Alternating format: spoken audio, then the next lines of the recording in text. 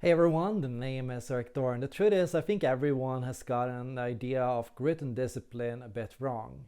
Well, frankly, not everyone. There are certainly people out there that have been able to master grit and discipline and use it effectively to excel in sports, in their career, in their work, and in life in general. So, what's the secret? Why are some people better at showing grit and self discipline than others? And is there a correlation between personality type and grit or self discipline? First thing I want to bring to your attention is, well, the idea that you can bring things to your attention in the first place. You can tell yourself, I want to think about this, and then you can think about it. You can think of blue polar bears, swims, ice skating, and you can think about all these kind of different things, right? So you have the capacity to will yourself to different forms of thinking. And here's the first distinction we want to make. The first distinction we want to make is that you can engage in intuitive judgments and you can engage in sensory judgments. And so when you engage in mental focus, and that can mean, for example, sitting for a very long time and thinking about something, holding a thought in your head without getting distracted, without your thought running in a million different threads. And so that's true intuition and judging. So these two processes in your brain work together to form a specific cognitive function, which gives you the capacity for heightened focus and mental fortitude.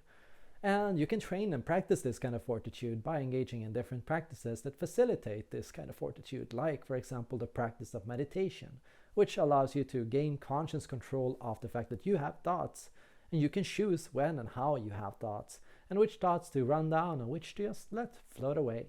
Now, the other form of focus or discipline we want to think of is the practical form of focus and discipline. That's the more physical form of focus and discipline. That's being able to show up on time on a daily basis, right? To always show up at a certain time, to wake up at a certain time in the morning, to go for a jog, and to not stop running, until you are finished with your workout, right? To say, I'm going to do 20 minutes, and then to do 20 minutes. And I find this is the most fascinating form of discipline that I think most people are looking for. This is the kind of focus that we want, seek, desire for ourselves, right?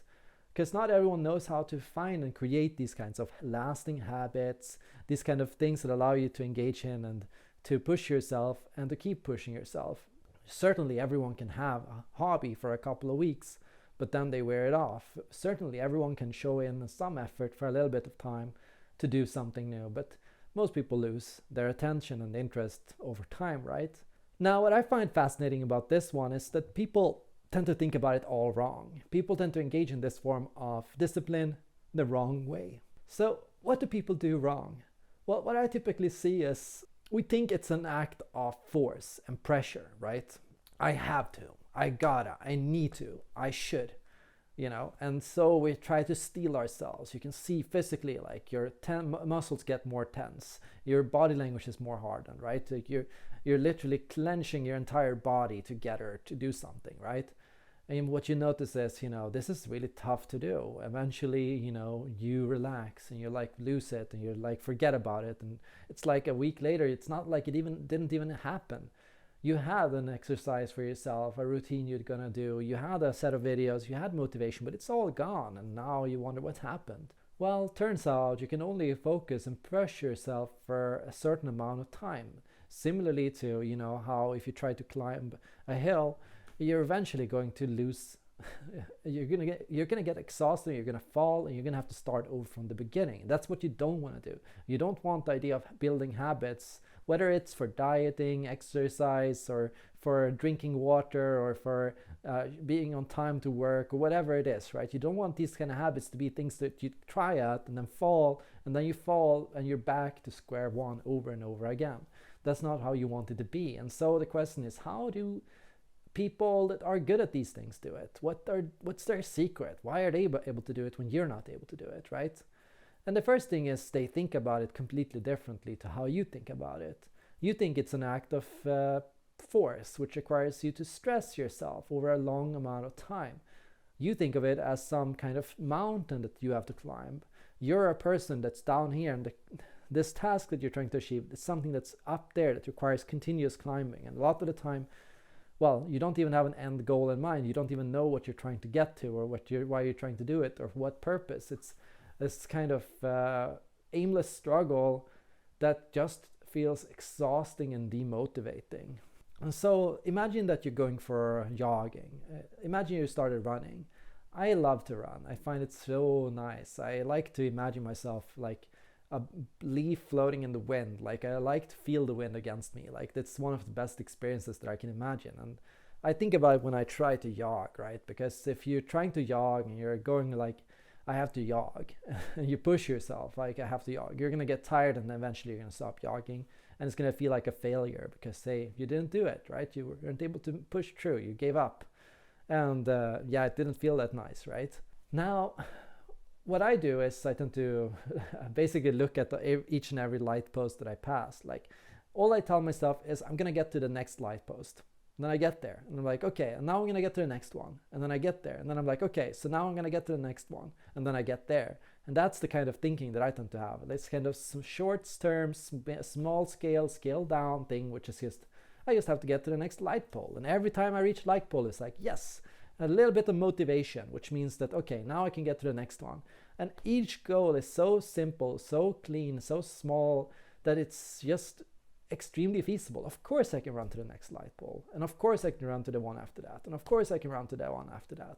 In a way, you think you're fooling your brain, but you know what you're doing, and you know exactly how you're doing it. And the truth is, yeah, you'll keep it going as long as you're capable of keeping it going, right? Like, certainly you're gonna hit a point where you're like, no, I can't get to even the next light post. It's gonna be too much, right? But that's when you've probably been running more than enough, and now it's time for a break. And often when you look at, these kind of exercise tapes online, like home exercise routines, like core exercise, tummy exercises, arm exercises, all these kind of things. It's focused on simple repetitions that you do over and over again, once, twice, thrice, fourth.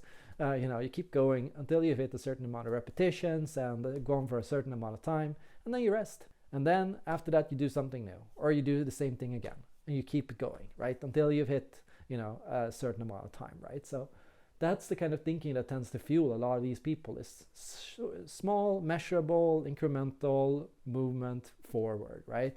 And each time this small incremental thing is the next step, every single time that thing is the next thing that you're supposed to be doing. And you're not even thinking about it, but eventually you're going to be able to run an entire marathon, right? Like, you're going to be so much better in shape, you're going to be so much stronger, you're going to be so much more capable. And so that's the secret to discipline and grit and fortitude in general, right? Just learning to keep it simple, learning not to set the goal too far, learning to set small, simple, incremental, measurable goals, learning to work with the clock, learning to work with your environment, to just think of what's the next thing I can do, what's the next repetition, what's the next step, what's the next exercise thing I can try, and just keep that going over and over again. And there is no force in this, right? Because typically how these people look at it is they're not pushing themselves, right? What they're doing is they're surrendering themselves. They're surrendering themselves to that exercise video on YouTube. They're surrendering themselves to that next light pole. It's not a matter of, will I do it? Should I do it? It's a matter of, I've said I'm going to do it, so I'm going to have to do it until I've done it, right? And it's that aspect of surrendering. It completely flips the idea of discipline on its head, because now discipline is not forcing yourself to reach a goal above there. Now discipline is about enduring until you've got to the next point, right? And here what they are doing is they're being very smart about it, because it's so much easier to surrender to something than it is to force yourself somewhere, right? The difference being that you're able to engage in and use the laws of gravity towards you, right? So all you have done is you've given up on giving up, right? That's the simple shift in mindset which fuels this kind of discipline. And here I think about, I had this experience when I went to high school, right? So what happened was, I was really good in school. It was super easy for me. I never had any homework. I never had to try. My teacher said, you know everything. You don't even have to show up to class anymore. Just show up for the exam and then I'm good, right? And so I did that, and, everything was really easy until it wasn't. When I started university, I hit a new point, and a new way of studying and a new way of looking at things. And suddenly I came to the tests and exams, and I had no idea what I was getting myself into. I had never studied for this before. I knew nothing about it, And I was an absolute train wreck. I failed exam after exam, and I was like, what's going on? What's happening? You know, the truth was I never even learned to study. I never learned how you're supposed to study, because for me, everything had come for free. I had gotten all this information, all this knowledge, without really having to do any effort, without having to put in any form of work. And suddenly I had to put in work, and I had to think and learn, how do I put in work? You know, what do you do? How do you study? How do you take notes? How do you do these things, right? Because I'd never done that before. And, you know, in the past, you know, all I needed to do was just read up on it 5 minutes before the test, and it was good. And so, you know, I had a long way to go before I could say that I became a disciplined person. I had to have a kind of trial by fire. And I think it only really flipped for me when I moved to Amsterdam. Because at that time I'd started a relationship with a wonderful girl in Amsterdam. You know, I had to get there, and I had to, you know, start a life there, and I had to get a job there, and I had to, you know, do a lot of things, right? And I had surrendered myself to, okay, I'm gonna go there. We're gonna be together. You know, that's how it's gonna be, right? And I just surrendered myself to that experience. And I remember basically it was an aspect of letting go. Like, not, I wasn't trying to force anything. I wasn't trying to control anything. It was simply, I'd said I'm going to do it. I said I'm going to make it work. I said I'm going to push myself. So I'm going to push myself, right? So it's going to happen, right? No matter what. And it wasn't a matter of, you know, how do I get myself to be motivated enough to go to work? It was, I'm going to go to work because I'm going to make this relationship work, because I need to make money to help pay the rent, to make sure that we can last for a longer time, right? So these were the kind of thoughts that went through my head. Just a pure act of letting go of control. And through it, you know, nothing was impossible. Literally, I could learn to do anything. I could learn how to cook. I could learn how to change a light bulb. I could learn how to put together wires.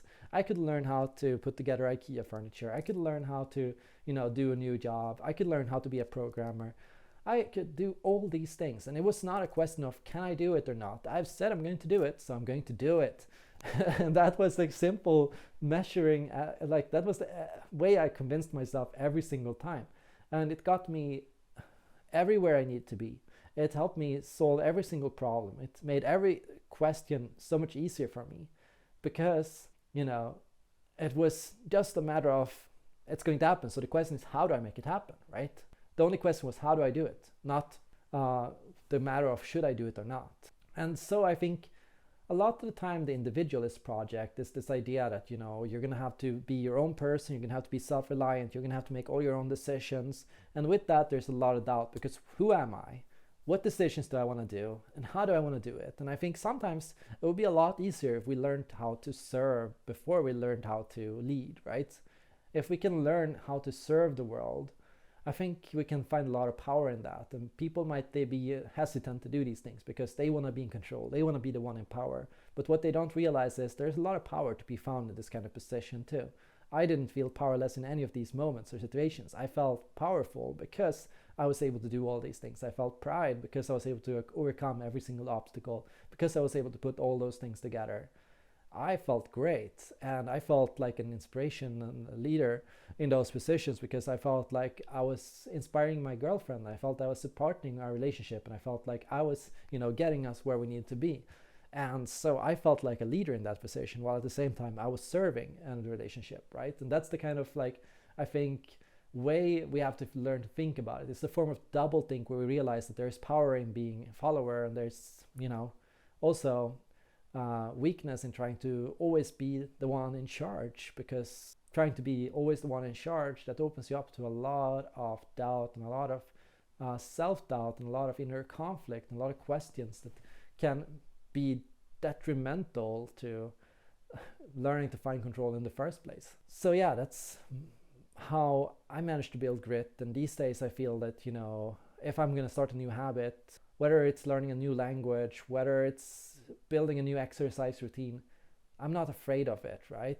I started learning Spanish 4 months ago, and I'm on day 115 on Duolingo now, and I'm halfway through A1 level in Spanish, and I, you know, keep pushing myself, and I keep going forward, and I keep excelling. You know, I said I want to get good at chess, so now I've done more than 250 games of chess in the last few months, and I keep pushing myself to do these things, to learn how it works, to learn the rules of it.